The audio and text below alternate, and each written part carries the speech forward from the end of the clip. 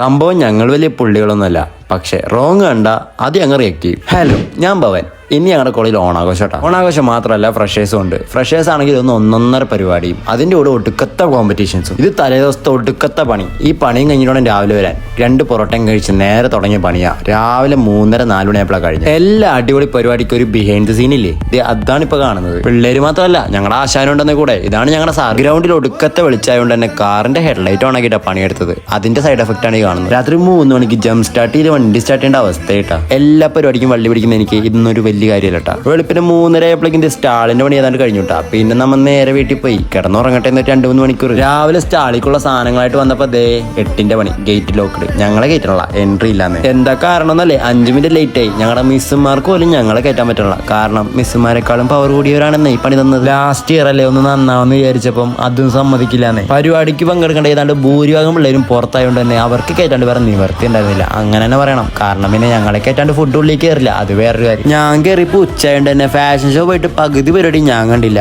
ഞങ്ങളുടെ ഏഞ്ചലിനാണ് ഫാഷൻ ഷോയ്ക്ക് ഫസ്റ്റും കിട്ടി. ഉച്ചയ്ക്ക് വന്നുകൊണ്ട് തന്നെ നല്ല ക്ഷീണം ഉണ്ടായിരുന്നു. പക്ഷെ അതും വിചാരിച്ച് മാറിയിരിക്കാൻ പറ്റില്ലല്ലോ. പിന്നെ ബാക്കിയുള്ള പരിപാടി അങ്ങോട്ട് തകർത്തു. കാരണം ഇത് ഞങ്ങളുടെ അവസാനത്തെ പരിപാടി എന്ന് പറഞ്ഞാൽ 1.5 പരിപാടി. പക്ഷെ പകുതി ആയപ്പോ അങ്ങോട്ട് ഏഷ്യയിലെ വമ്പന്മാർ വന്നു. പക്ഷെ ഏഷ്യയിലെ വമ്പന്മാർ വന്നിട്ട് അതേപോലെ തിരിച്ചു പോയിട്ടാ. ഒന്നും അങ്ങോട്ട് ഓളുണ്ടാക്കാൻ പറ്റിയില്ലാന്ന്. ഓളുണ്ടാക്കിയതാണെങ്കിലും നമ്മുടെ മൊട്ട ബ്രോ വന്നിട്ട് പരിപാടി തൂക്കിയിട്ട് അങ്ങോട്ട് വീട്ടിൽ പോയിട്ടാ. സെറ്റായിരുന്നു പരിപാടി. അതൊക്കെ കഴിഞ്ഞ് ഓണപ്പരിപാടി കഴിഞ്ഞപ്പം കേരളത്തിലെ ഏറ്റവും ബെസ്റ്റ് പരിപാടിയായിട്ട് നമ്മുടെ നിർമ്മല കോളേജ് അങ്ങോട്ട് മാറിയിട്ടാ. അതൊരു സമാധാനമായിരുന്നു. പറയാനെങ്കിലും എന്തെങ്കിലും ആയല്ലോ. പിന്നെ ഒരു ഓണസദ്യയും കൂട്ടി അങ്ങോട്ട് ബായ് പറഞ്ഞോട്ടെ. ഇനി വെക്കേഷൻ കഴിഞ്ഞാണ്.